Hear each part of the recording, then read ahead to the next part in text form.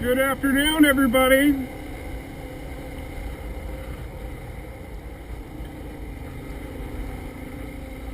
It's just afternoon, 12:30, 12:45, somewhere in there. On Monday, March 21st, 2016. And I have finally moved away from Moab. After spending, I don't know how many days, 10, 11 days near Moab. I finally moved, started inching my way further west. I'm not far. I'm in the Goblin Valley area.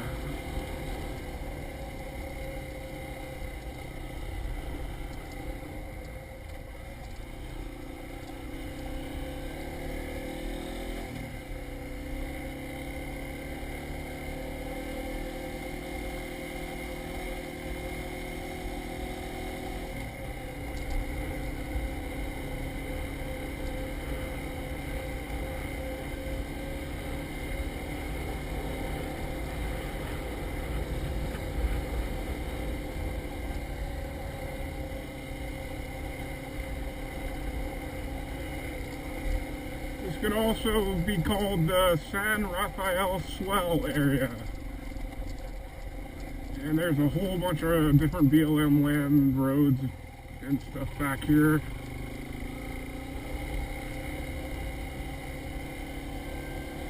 And so I'm gonna camp tonight and ride today, and we'll see how much riding, exploring we get done today, and see if we want to move on tomorrow. But this is pretty cool.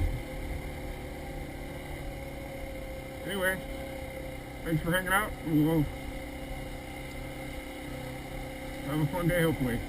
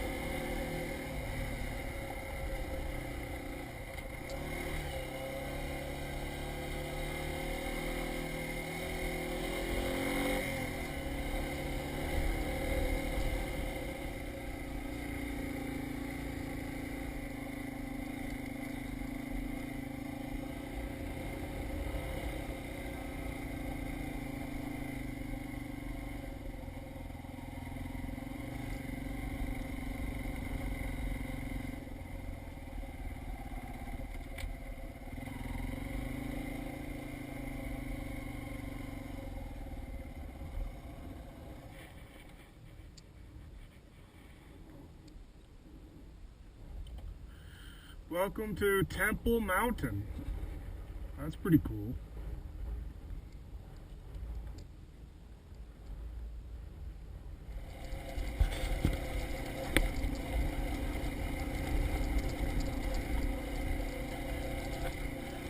You know, when you're sitting at home trying to plan out a route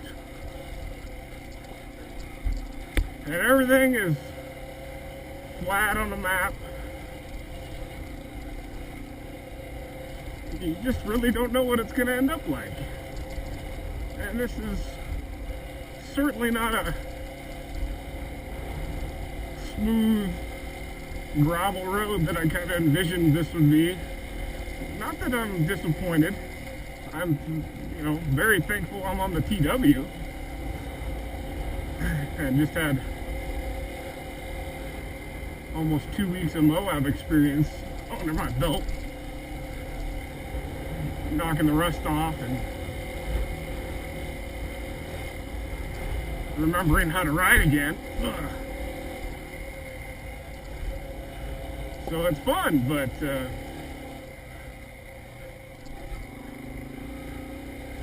lots of different transitions. Big rocky sections like that one, and then some fairly smooth sections like this one. Anyway, it's exploration. This to me is adventuring. I'm having fun.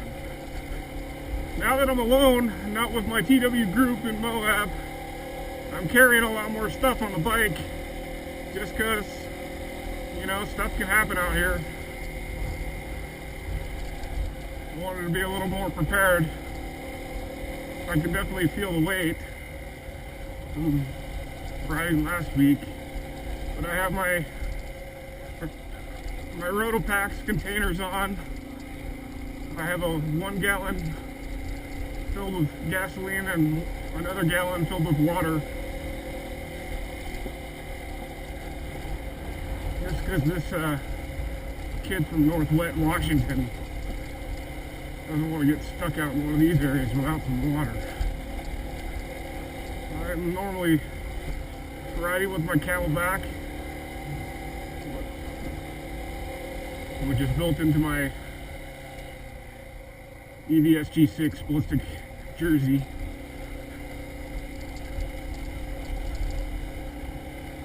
And I usually, it's not a very big bladder, but I usually don't run out. I guess I maybe don't drink that much on the trail, I don't know. But anyway, I'm glad I have those things. And then I reattached my trunk bag on top of those. And I brought my full, what I'm calling my tire kit. I have a little canvas handyman bag that it fits replacement tubes. So I have a replacement tube for both the front and the rear. And this TW has a 180 rear, so it's a big tube. And then I have an extra rim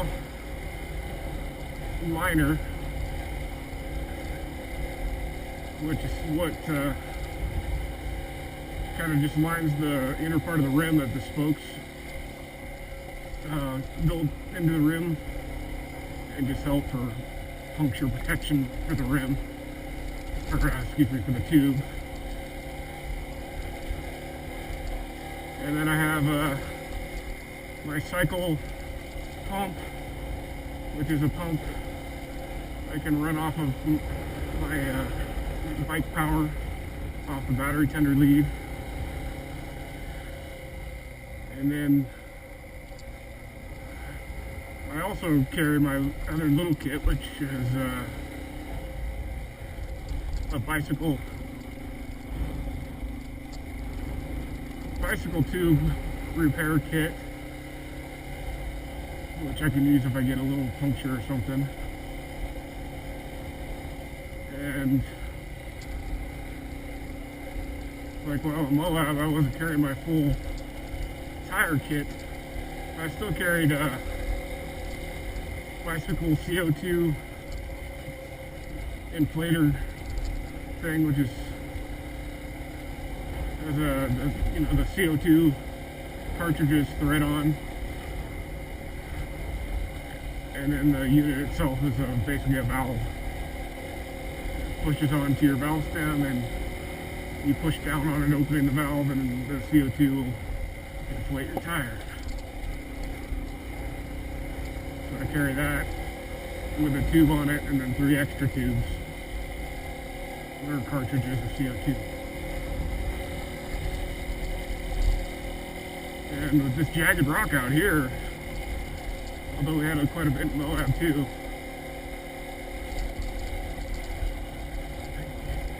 It's not unthinkable to have a tire puncture or tear or something.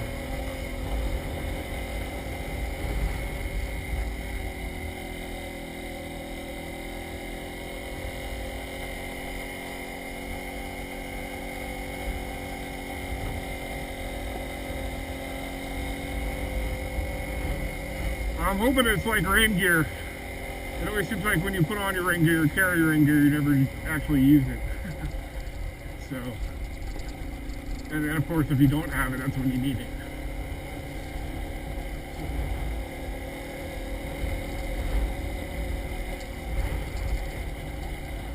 I'm running lower pressures in my tires. 12 psi in the front, 10 in the rear.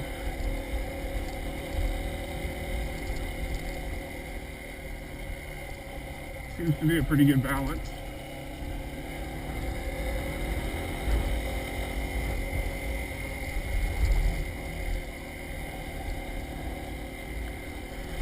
Speaking of insurance, I'm also carrying for the first time my personal locator beacon, my PLB I got before this trip.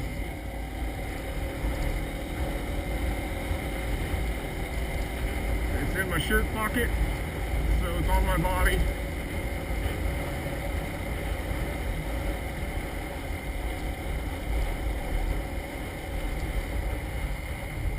God forbid I get in a really serious crash and get thrown from my bike, or a lot of people run spots. A spot service on a ram nut or something on their handlebars.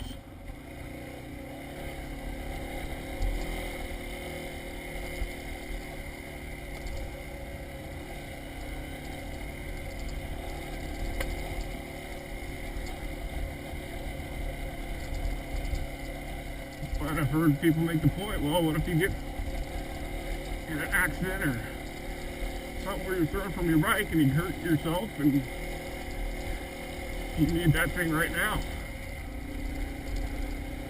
You know, you break your back or something, can't hardly move. So I thought that made pretty good sense.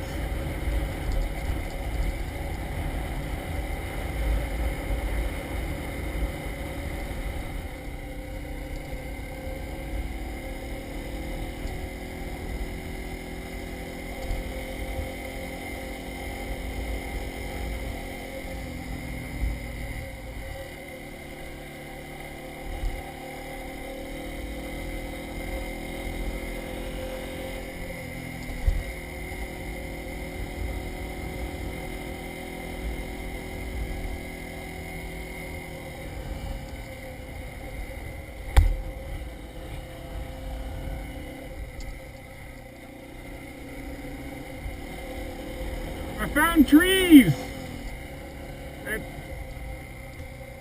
6,980 feet.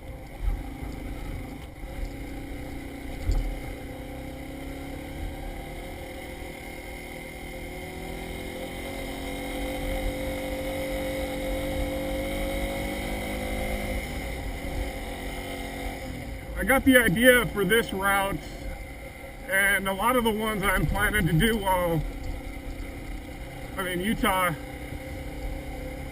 is I found a great series of books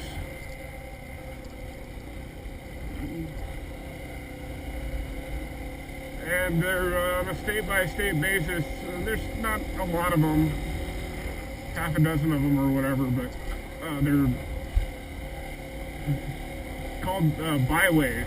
So this was in the Utah Byways book by Tony Hugel. And most of them are a little bit older, but I'm trying to get my hands on as many as I can because it's just a great series. It's you know, mostly geared for the four-wheel drive enthusiast, just to get on the, you know, dirt roads, back byways, dirt roads, but they just happen to be you know, great little routes. For me on the TW. And so this one was in there, and like I said, a lot of the other ones I'm going to do all in Utah are in there.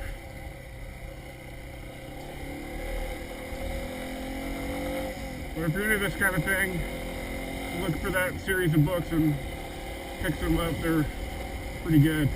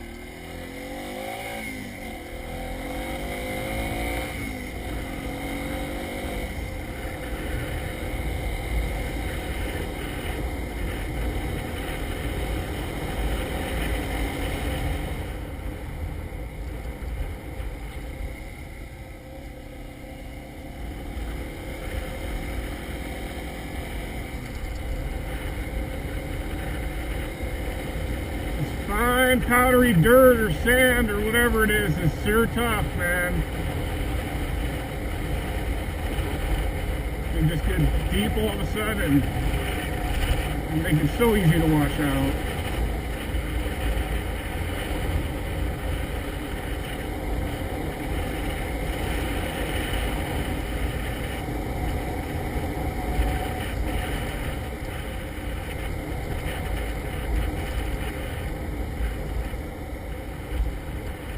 What a beautiful ride.